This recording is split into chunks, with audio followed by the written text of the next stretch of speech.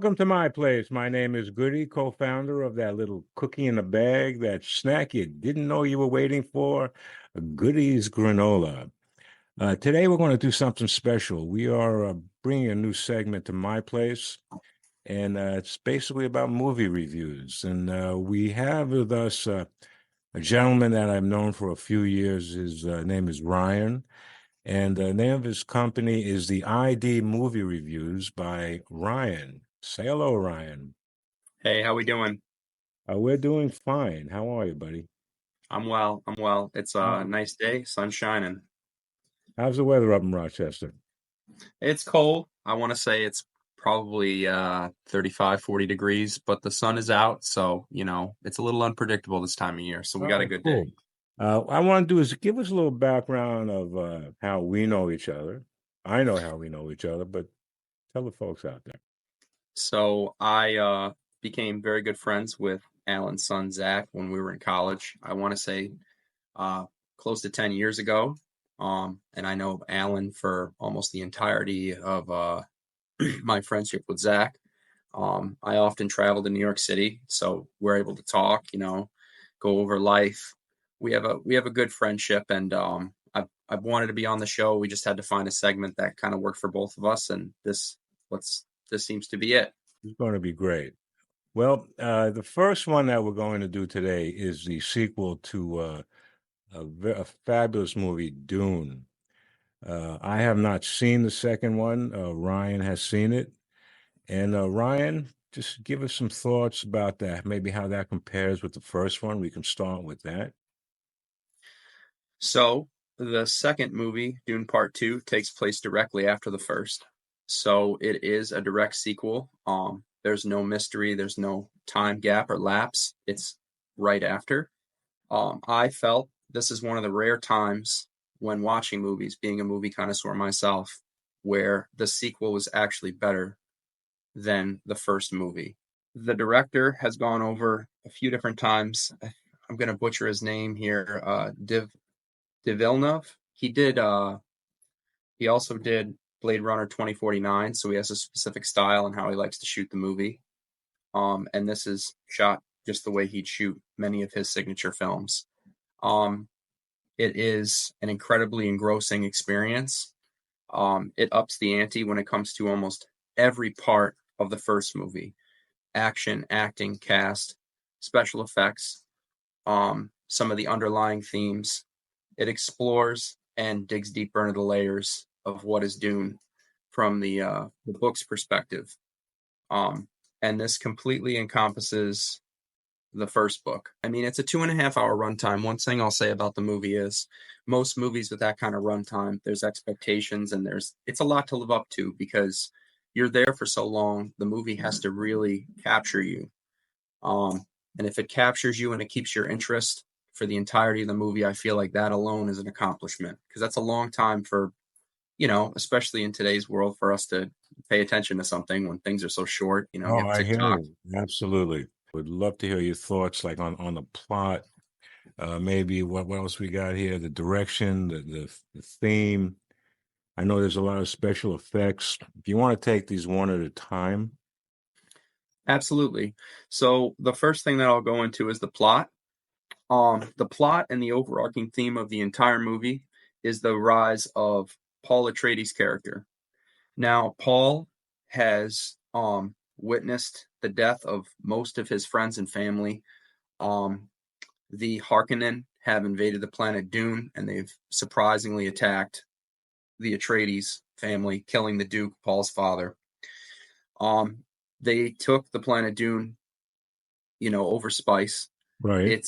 There's a lot of political and religious themes behind the movie, and those follow it throughout the entire film. And they somehow figure out a way to brilliantly tie them all together in this slow process for 2.5 hours to a point where you always know what's going on, and there's never really any lulls. The movie's not very campy. So you follow this theme of Paul throughout the film. Paul slowly becomes more familiar with the people he's around, the Freemen, who are the Dune natives, who are the people that originally lived there. Now, Dune is significant, and I think that's an important thing to point out.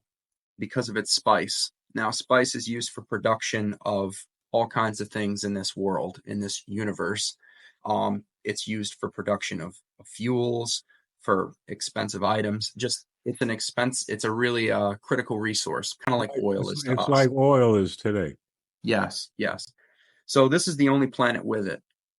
Wow. So this little planet on the outside, covered in sand, that seems sort of insignificant, is at the forefront of all politics and everything. The spotlight of the universe is on this place. So you follow Paul as he as he matures both in age as a man and as one of the freemen, because he does join them. And one of the biggest overarching parts of the plot is his relationship with Zendaya's character, Johnny. Now, him and Johnny's relationship is special because it carries the film from an emotional standpoint, and Zendaya does a fantastic job. Her character is comes from a jaded sort of warlike perspective. She's been on this planet fighting different invading forces for most of her life. It's all she knows. So when she meets Paul, she appreciates him for who he is. But then there's also another driving force behind all this, and that's the religious and the philosophical part of it. So you learn in the first movie there is a church of almost exclusively women. This is a key to the film because it's part of the plot. Is that the women Um, that he stuck his hand in the box in the first yes, one? Okay. yep. They're an You organization know, called the Bene Gesserit, right. Okay. and Paul's mother in the film, played by Rebecca Ferguson, who does a fantastic She's job. She great. plays I love Lady Jessica. her. Yeah. Yeah, she's great. She was great in Mission Impossible as well. Um, she plays a very pivotal role in the movie, and her role in the second film is huge. And the Bene Gesserit have this way about them of essentially being the ones who are truly in power, at least like they at least like to think that way for the entirety of both films. They're always kind of pulling the strings behind everything, political action, war. Their ambition is really to control whomever is in power, and if they can't control them, they replace them and put somebody who they can. The direction. I mean, the pacing of the movie was, I heard, was fantastic. Great pacing, great direction. How did you find this? Oh, I went with my wife, and I'm a sucker for a great movie, so I tend to overappreciate and maybe overrate some things. My wife is coming from a non-biased direction, and she thought it was very encapturing. So that goes to show the average person who watched a 2.5 hour movie, who isn't typically, a massive fan of the genre, found it to be enjoyable. So for me, I thought that it was incredibly well paced for how slowly it unfolded. The movie doesn't just slap you in the face, so to speak, when it comes to how it flows, the action. It really is like reading a book. It flips page to page to page at a consistent basis throughout, and it keeps you very okay. interested. I like to talk about the special effects on this sequel. I know it was very, very good on the first one, and it wasn't campy, it wasn't cheesy. Yes, yes, absolutely. If anything, it takes on an even bigger sense of scale. Um, I would say twice to three times as much in the second film compared to the first, which makes a lot of sense because there are a lot of plot points they hit on. The war between the Harkonnen and the Freemen, um, and Paul's rise to power. So there's a massive war that takes place. There's a big conflict, and That it's must sort have of been cool. That must have been a great battle scene, no? it was incredible. And one of the largest points in the film is the worms, the sandworms. They're sort of like this they're singular to the environment on Dune. They're a big deal because they're almost looked at as mythological by the Freemen, who are the Dune natives, and they play a big part in the maturation of Paul, our main lead character. And he actually has a scene where he has to ride one, and it really connects him to the Freemen, and it fulfills part of a prophecy And this prophecy is kind of like this engrossing thing that's followed him because of one of the major characters that Javier Bardem plays, and Stilgar. And Stilgar follows this prophecy as like he's a very committed religious. I wouldn't say fundamentalist, but in every sense of the word, he really is. And he looks at Paul as like the savior of their planet, and he has to ride this worm to fulfill that. So the worms play a huge role, and they look amazing. I would say that Denis Denis does a great job with it. There's a softness. Somebody had highlighted this somewhere that I'd seen. There's a softness to a lot of his special effects in the same way that early CGI had, that makes it a little more believable, similar to how Jurassic Park did their stuff. Right. It's not as blocky or drawn out. So it looks really good. It has a lot of, you feel the environment in every scene. Um, it's not dull. It's not washed over. Nothing looks bad. Sometimes you get a CGI scene where they try to go a little bit too far, and it just isn't good. So I would compare it to some of the best CGI and work that I've seen, both in costume and the things that they create, the ships, the worms themselves, all the characters. It looks amazing. It's an incredible film, and it's well worth the wait of the, I would say, 2 hours or so you have to go through to get there. And they give you pieces, but the end battle is really an incredible scene. Did they have any music in there that creates like an atmosphere? Yes. How is So the music in this thing? I think the music was incredible. It's an awesome score. It does a great job of carrying you through the slower scenes and giving gravity to them. The cast and the way that they're able to act and how good they are. I mean, this is a loaded cast, and we'll talk about that a little bit. But the way that they're able to bring gravity just to some of the ways that they look each other, and some of the scenes they have that you'd normally look in a movie that's sort of slow, the music really brings it together to a point where you understand what you're seeing is important. And then another element is, the general sound effects in itself too. To bring these worms to light, to get them out of the ground, you have to have there's a device you put in the ground that thumps, and Right. there's I remember that from the first one. Absolutely. yes, and the Freemen actually walk a certain way so that the worms aren't attracted to them because they can't detect the sound because it's not a heavy tapping. But that in itself is cool because that sound effect, at this point in the movie, halfway through the second film, you know exactly what it means. So it gets you a little bit excited to see what's coming next. Well, you think they're going to be another sequel to the sequel? What do you think? Absolutely. Dune had a number of books. I don't know if we have like you know, a 9 to 10 film sort of situation here. I've heard the Well, they director. almost did that with Rockies. It's Yeah, yeah. Well, with Star um, Trek. They how many the films? director has said, Denny has said before, he's on board to make a third film. I think they have it written already. Don't quote me on that. But the second book would be about the third film, and the second book is called Messiah. And if you watch the second film and you understand it, it really gets you and you love it, you're going to know exactly what that means because the implications to how Paul progresses throughout the film are a huge deal. And one of the things I have to touch on is the Bene Gesserit have a power to be able to see the future and pieces of what may be and won't be based upon a drink that they drink. It's called the water of life. Now, it's said that only females can drink it because their bodies are the only ones that can withstand it. And Lady Jessica actually drinks it. And in this film, you learn that this water of life, or at least what Paul drinks, is the blood of the worms that are actually from the ground in Dune. And he consumes it, and it in one part it fulfills his prophecy, in another part it gives him the ability to see the future and the past. And you learn his connections to the Harkonnen. You learn his connections to the Baron, and the Baron, and how it's his actual grandfather. It intertwines and twists everything up to a point where it's sort of a shocking moment, and Have, he has this power. have you read the books at all? I read the first book in high school, and the dialect was a little tough for me to get.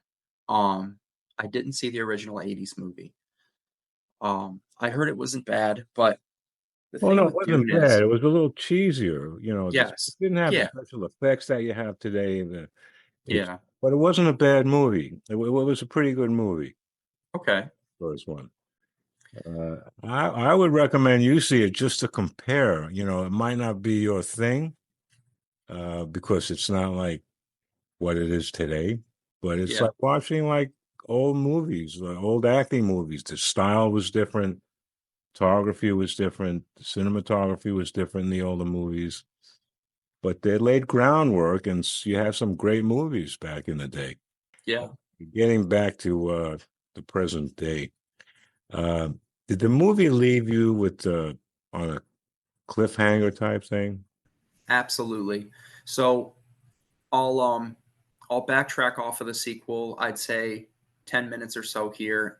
There was a fight scene between the main protagonist and antagonist at the end of the film. And Austin Butler, who is in Masters of the Air, he also played Elvis in the Elvis movie. Right, right. Austin Butler plays the main antagonist, Freud Rotha. Really? Yeah. And Okay. him he comes to a point with Timothy Chalamet's character Paul at the end, and there's a fight scene where there's no music. It's just essentially them fighting with surrounded by both parties, and it's this major reckoning in the movie. And they have this fight scene, and it's incredible. They both do a great job. Austin Butler is he's amazing. His character is a huge sociopath. He's awful. No one is outside of his realm of possibility to kill. And in the story in the movie, it actually killed his own mother. So he's at this point, you understand the gravity of what he's capable of and who he is. And they have this fight scene, and it's great. Now Paul does come past that, but at this point, he's faced with a decision because the Emperor, who is played by Christopher Walken, who does a great job. He's summoned to Dune to try to figure out what's going on because the fact that Paul is alive is a huge deal because Christopher Walken actually hired the Harkonnen or summoned the Harkonnen to kill his father, Leo Atreides, Wow. and all the Atreides family. So now that he knows that, he has to come there to deal with the situation. And they know information that they shouldn't know, which actually puts Christopher Walken, the Emperor, in danger. So he comes there and he has to face him. And Paul makes a decision to actually take his daughter's hand. And it's a revelation because Zendaya's character, Johnny, has at this point fallen in love with Paul's character. So you can see the rush of emotions with Johnny, and you can tell that Paul is doing this for the sake of everyone versus just himself and his love for Johnny. And he even tells her how much she means to him prior to this scene. But it's a shock. It's very shocking. And it kind of leaves us in a state of like, you really don't know what's going to happen. So you're shocked. You're, you know, you're you're up at the edge of your seat because there's a major battle that's taken place. Hmm. There's this incredible fight scene between two really great actors at their peak doing their thing. And then, you have Florence Poe, who's also great, and she's standing there as the Emperor's daughter, shocked by the fact that he's proposed to take her hand because, she's never met this man before.